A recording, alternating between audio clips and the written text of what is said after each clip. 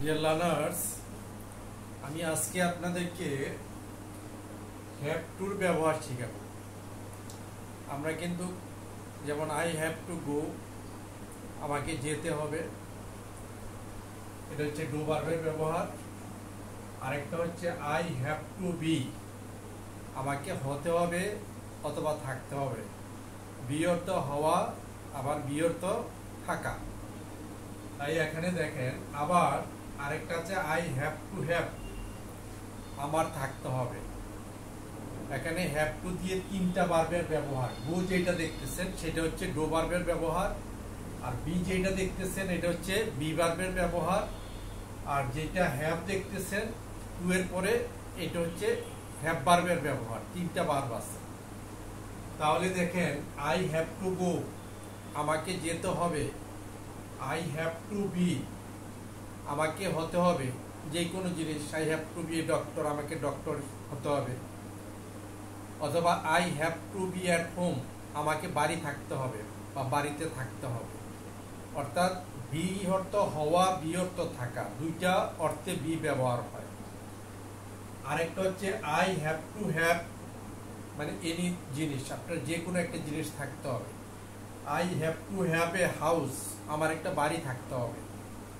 I have to have a computer, আমার একটা computer থাকতে হবে। এই ধরনের ক্ষেত্রে আমাদের যখন যেতে হবে, থাকতে হবে, হতে হবে, এই ধরনের কোনো কথা ব্যবহার হয়, তাহলে এই ভার্বের তিনটা সেন্টেন্স ব্যবহার হয়। আই হ্যাভ টু গো, আমাকে যেতে হবে। আই হ্যাভ টু বি, আমাকে থাকতে হবে অথবা হতে হবে। আই হ্যাভ টু হ্যাভ, আমার থাকতে হবে। আমি প্রথমে ডু ভার্বের ব্যবহারটা শিখাচ্ছি, মানে হ্যাভ টু গো দিয়ে, এরপরে হ্যাভ টু বিটা নিয়ে আমি পরে আলোচনা করব।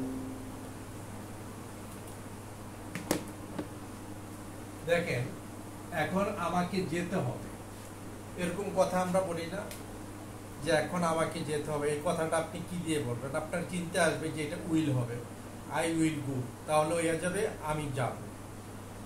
যে এটা ফিউচার মনে হচ্ছে, এখন যেতে হবে, আই উইল গো, হ্যাঁ এটা হবে আমি যাব। আর আই হ্যাভ টু গো মানে আমাকে যেতে হবে। কোথায় যেতে হবে? I have to go to office, আমাকে অফিসে যেতে হবে।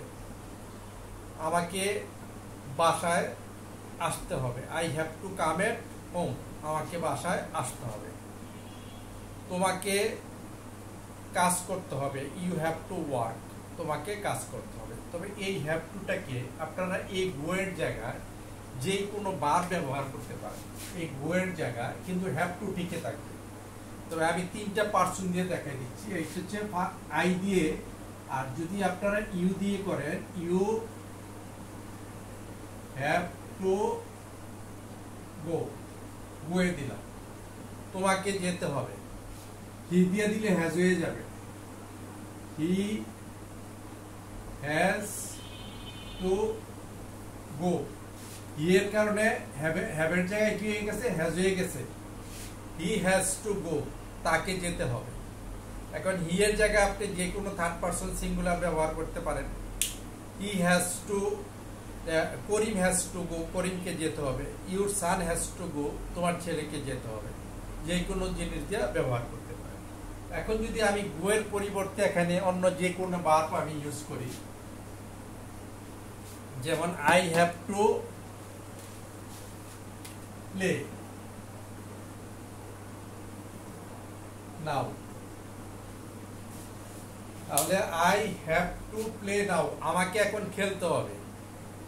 You have to play now, তোমাকে এখন খেলতে হবে। He has to play now, তাকে এখন খেলতে হবে। Karim has to play now, করিমকে এখন খেলতে হবে। এখন এই প্লে এর জায়গায় আপনারা যে কোনো জিনিস দিতে অন্য ভাব দিতে পারেন।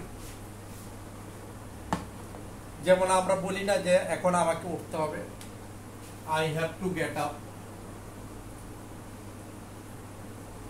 গেট আপ মানে শুধু খালি ঘুম থেকে ওঠা না, যে কোনো অবস্থা থেকে ওঠাকে গেট আপ বলা হয়। অথবা রাইজ আপ বলতে পারেন। আমাকে এখন উঠতে হবে, I have to get up now, আমাকে এখন উঠতে হবে। You have to get up now, তোমাকে এখন উঠতে হবে। He has to get up now, তাকে এখন উঠতে হবে। এরকম বিভিন্ন, অর্থাৎ এরকম তিনটা পার্সন দিয়ে, first person, second person, third person singular দিয়ে প্র্যাকটিস করবেন। আর এই গেট আপের জায়গায়, গো এর জায়গায় আপনারা যেই কোনো ওয়ার্ড ব্যবহার করে, বার ব্যবহার করে অনেকবার প্র্যাকটিস করবেন, তখন দেখবেন যে আপনাদের এই ক্লামজিটা চলে গেছে, জড়তাটা কেটে গেছে, হ্যাভেন। আর সাথে সাথে হ্যাভ টু গো, আমি যেটা বাংলা বলেছি, আমাকে যেতে হবে, আমাকে উঠতে হবে, এটা হচ্ছে আমাকে উঠতে হবে। আমরা বলি না যে কথা শেষের প্রসঙ্গে যে আমার একটা তারা আছে, হ্যাঁ, I have a area, I have to get up, আমাকে এখন উঠতে হবে, অথবা I have to rise up, আমাকে এখন উঠতে হবে। আর তারপরে যেটা আমি ভিভার্বের ব্যবহারটা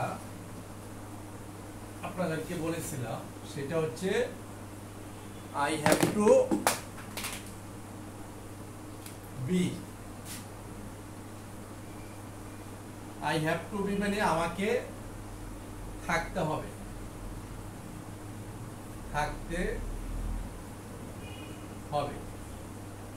আবার আমাকে হতে হবে, হতে হবে।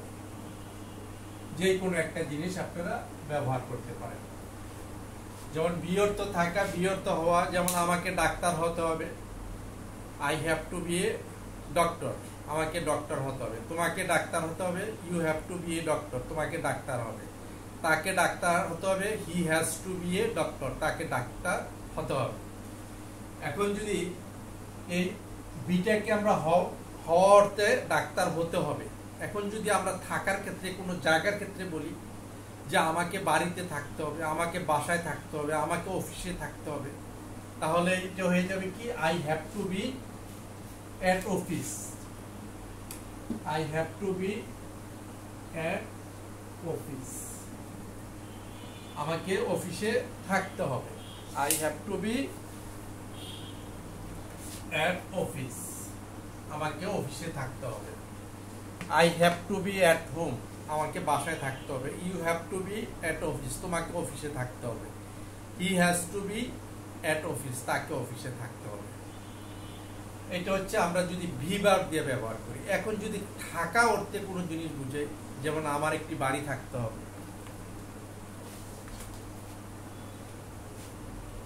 তখন এই বি এর পরিবর্তে হয়ে যাবে কি, have, I have to have, I have to have a house, I have to have a house দিয়ে দিলাম। আমার একটি বাড়ি থাকতে হবে,